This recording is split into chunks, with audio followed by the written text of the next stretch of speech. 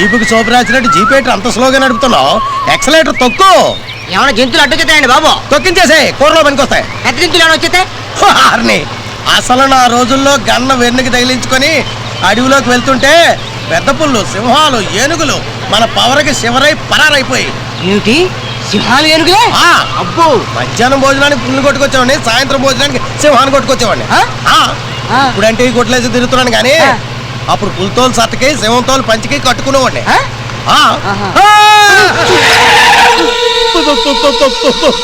ఏంటండి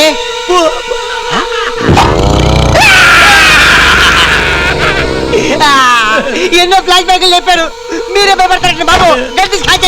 మన flash back అడవిలో ఉన్న ఓల్డ్ పుల్లికి తెలుసు, ఇది యంగ్ పుల్లా ఉంది, దీనికి మన గురించి తెలియదు. ఇలాంటప్పుడు మనం తెలుగు తక్కువగా దిగితే కొరతనం కొద్ది మనల్ని తినేస్తుంది.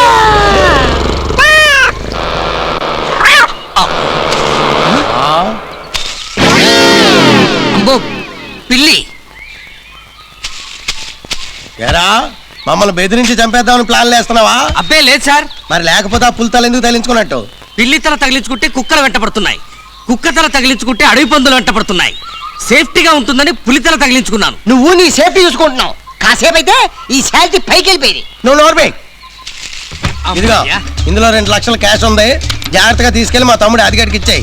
నేను రేంజర్ని కలిసి వస్తాను, దారిలో ఏదైనా టీ తాగు. సరే సింహాద్రి, ఈ డిక్కీలో పెట్టేవా? అలాగే.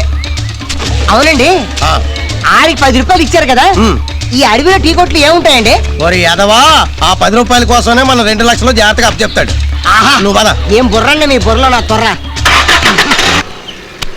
2 లక్షలు సరిగ్గా ఉన్నాయా లేవో చూసుకోండి సార్, నేను వస్తాను.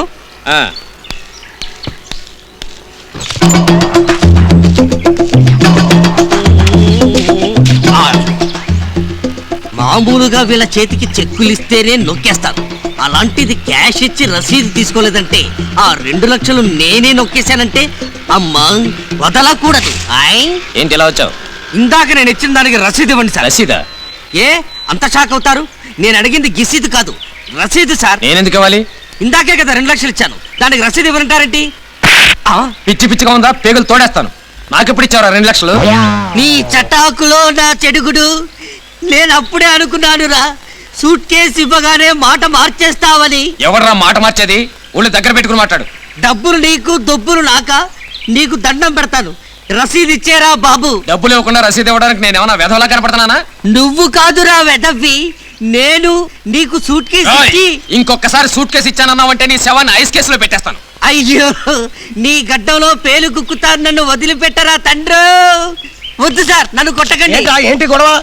మీరిచ్చిన 2 లక్షలు సూట్ కేసుతో సహా పుచ్చుకుని రసీదు ఇవ్వమంటే డబ్బులు ఎక్కడిచ్చామంటున్నాడండి. వాడు సూట్ కేసు కాదు కదా, తాళాలు కూడా ఇవ్వలేదు నాకు. ఏరా, మొత్తం డబ్బులు ఒక్కేసావా? అయిపోయింది, నా జీవితం పాడైపోయింది. ఎన్ని చిల్లర పనులు చేస్తే 2 లక్షలు వస్తాయి, ఎన్ని సీజన్లు పని చేస్తే వీళ్ళ అప్పు తీరుతుంది భగవంతుడా.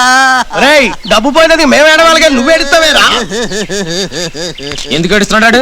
2 లక్షలు తీసుకొని రసీదు ఇవ్వకపోతే ఏడొక ఏం చేస్తాడు? డబ్బు తీసుకున్నది నేను, రసీదు ఆడేందుకు ఇస్తాడు? Double photo